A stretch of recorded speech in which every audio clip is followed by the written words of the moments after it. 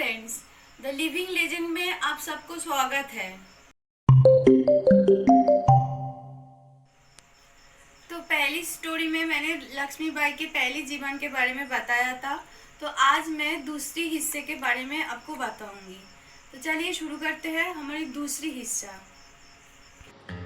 10 मई 1857 में मेरठ में भारतीय विद्रोह प्रारंभ हुआ, जिसका कारण था कि जो बंदूकों की नई गोलियां थी उस पर सुअर और गोमांस की परत चढ़ी थी। इससे हिंदुओं की धार्मिक भावनाओं पर ठेस लगी थी और इस कारण वो विद्रोह देश भर में फैल गया था। इस विद्रोह को दबाना ब्रिटिश सरकार के लिए ज़्यादा ज़रूरी था, अतः उन्होंने झांसी को फिलहाल रानी लक्ष्मीबाई के अधीन छोड़ने का निर्णय लिया। इस दौरान सितंबर-अक्टूबर 1857 में रानी लक्ष्मीबाई की अपने पड़ोसी देश ओरछा और दातिया के राजाओं के साथ युद्ध करना पड़ा, क्योंकि उन्होंने झांसी पर चढ़ाई कर दी थी।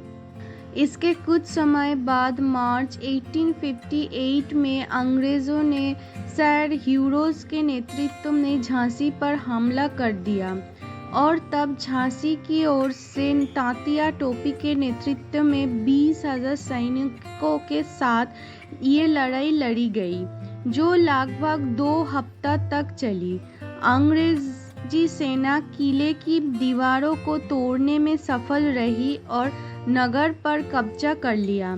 इस समय अंग्रेज सरकार झांसी को हटाने के लिए कामयाब रही और अंग्रेज सैनिकों को नगर में लूटपाट भी शुरू कर दी। फिर भी रानी लक्ष्मीबाई किसी प्रकार अपने पुत्र दामोदर राव को बचाने में सफल रही।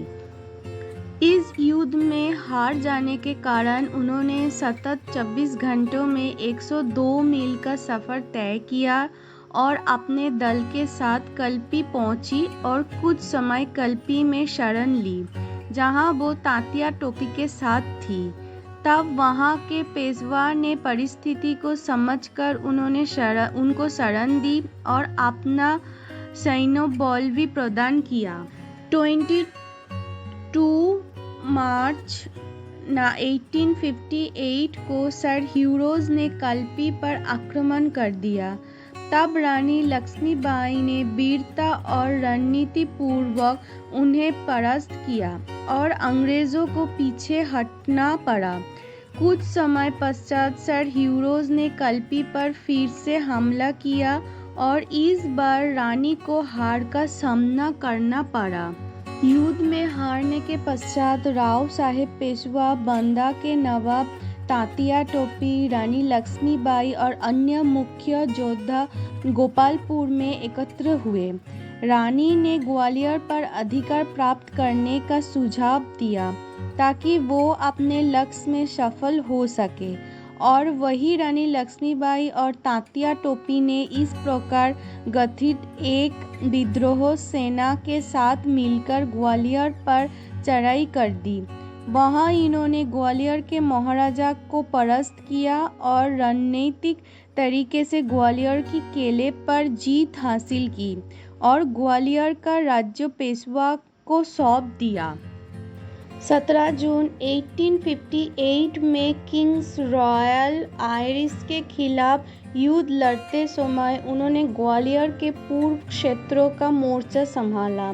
इस युद्ध में उनकी सेविकाएं तक शामिल थी और पुरुषों की पोशाक धारण करने के साथ ही उतनी ही वीरता से युद्ध भी कर रही थी।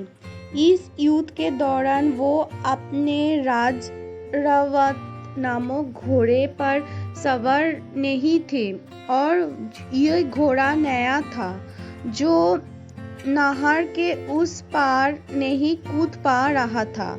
रानी इस स्थिति को समझ गई और वीरता के साथ वही युद्ध करती रही। इस समय वो बुरी तरह से घायल हो चुकी थी और वो घोड़े पर से गिर पड़ी। क्योंकि वो पुरुष पोशाक में थी तो उन्हें अंग्रेज सैनिक पहचान नहीं पाए और उन्हें छोड़ दिया। तब रानी के विश्वासिक पात्रोक्त सैनिक उन्हें पास के गंगादास मठ में ले गए और उन्हें गंगा जल दिया। तब उन्होंने अपनी अंतिम इच्छा बताई कि कोई भी अंग्रेज अफसर उनकी मृतदेहों को हाथ न लगाए।